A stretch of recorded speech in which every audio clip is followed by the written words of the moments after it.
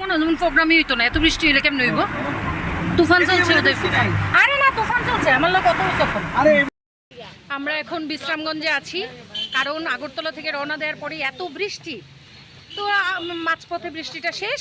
এখন হঠাৎ দেখি আবার বিশ্রামগঞ্জে এসেছি পরে বৃষ্টি। তো একজন শিল্পীর জন্য আমরা ওয়েট করছি, এই সুযোগে আমরা গরম গরম চা, চিপস, বিস্কিট সব খাচ্ছি। গরম চা এত ভালো হয়েছে চাটা, আর দুজন কোথায় যেন চলে গেছে। অবশেষে এসে পৌঁছে গেছি, পুরো ভিজে গেছি। এটা আমার প্রোগ্রামের ড্রেস ছিল।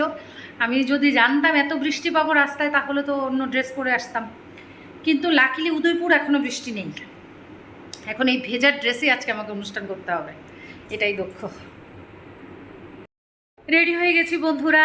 উদয়পুরে এক ফোঁটাও বৃষ্টি নেই, আর আমরা এতটা মানে কি বলবো, ঢালাও হারে বৃষ্টির মধ্যে আমরা এসেছি। কি আর বলবো, আমার ড্রেসটা এখনো শুকায়নি, ভেজার ড্রেস, কিন্তু মেকআপটা হয়ে গেছে। তা আমরা এখন স্পটে যাব। এই যে রয়েছে জিৎ ভাই, ভীষণ ভালো গান করে, ভীষণ ভীষণ ভালো গান করে।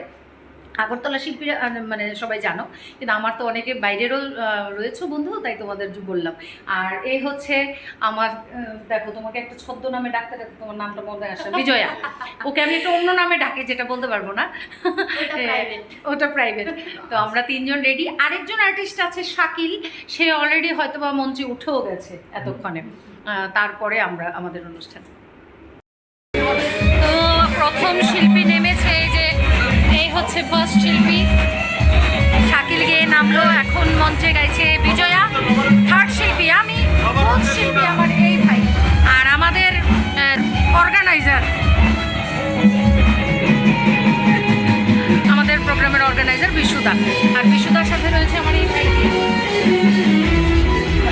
বৃষ্টি হচ্ছে তো বাইরে, ভীষণ আনন্দ করছি। ভেতরে কি করব, বৃষ্টির মধ্যে দর্শক অনেকটাই কমে গেছে বৃষ্টির জন্য, কিন্তু প্রোগ্রাম করতেই হবে, তো মজা তো করতেই হবে। তাই আমরা আমাদের যে রুমটাতে ওয়েটিং রুমে দিয়েছি, সেখানে আমরা মজা করছি।